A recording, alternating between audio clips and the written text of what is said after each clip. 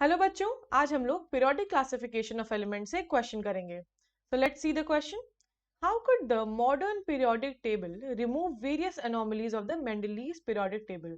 Mendeleev की periodic table थी that was based on atomic masses. तो उसकी वजह से कुछ प्रॉब्लम्स क्रिएट हुई थी। मॉडर्न पीरियोडिक टेबल ने उसे कैसे सॉल्व करा? मॉडर्न पीरियोडिक टेबल जो हमारी है that is based on atomic numbers. तो काफी सारी एनोमली जो मेंडलीव की पीरियोडिक टेबल में आई थी दे वर सॉल्व्ड। तो यहाँ पे हम लोग लिख लेते हैं modern periodic table modern periodic table is based on atomic numbers ढंग से लिख लेते हैं, एक second. it is based on atomic numbers and not atomic masses and not atomic masses।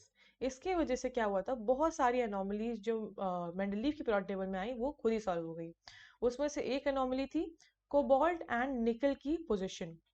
Cobalt and निकल की पोजीशन में क्या हुआ था, अगर हम मेंडलीव के अकॉर्डिंग देखें तो कोबाल्ट जो है उसने निकल के बाद प्लेस करा था। जबकि अगर एटॉमिक मासेस के थ्रू अगर हम लोग देखें, जो मेंडलीव का क्राइटेरिया था क्लासिफिकेशन का, तो उसमें निकल का मास जो था that was less than cobalt का मास। तो अगर कोबाल्ट का मास ज्यादा है तो कोबाल्ट निकल के बाद आना चाहिए था, बट उसने निकल को कोबाल्ट के बाद प्लेस कर रखा था। तो अकॉर्डिंग टू मेंडलीव, अगर हम लोग मेंडलीव का देखें तो this was a problem, this was a limitation. जबकि अगर हम एटॉमिक मासेस के थ्रू देखें, एटॉमिक नंबर के थ्रू देखें, मासेस के थ्रू तो देख लिया, एटॉमिक नंबर के थ्रू देखें तो कोबाल्ट का एटॉमिक नंबर इज 27 एंड निकल का इट इज 28। तो एटॉमिक नंबर्स के थ्रू अगर देखा जाए तो यस, इनकी पोजीशन इज जस्टिफाइड। तो if we look at their position according to atomic number, then their position is justified numbers, then their position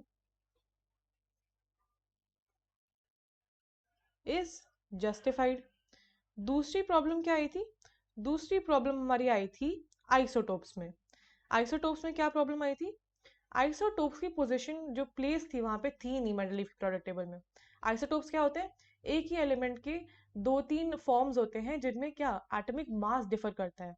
तो अगर मेंडलीव एटॉमिक मास के बेस पे कर रहा है क्लासिफिकेशन, तो सेम एलिमेंट की दो या तीन जगह होनी चाहिए, क्योंकि उसके दो या तीन आइसोटोप्स हैं, राइट।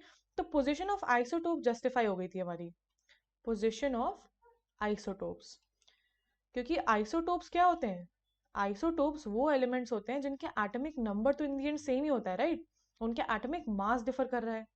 Isotopes was justified. कैसे?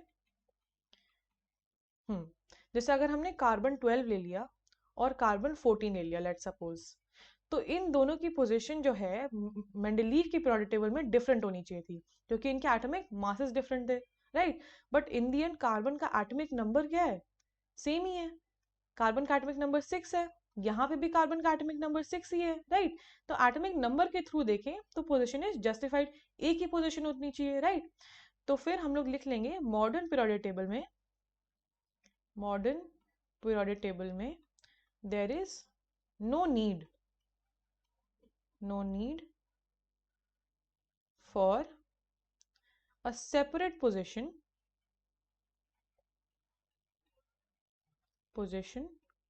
for isotopes, for isotopes। I hope सबको समझ आ गया होगा। All the best.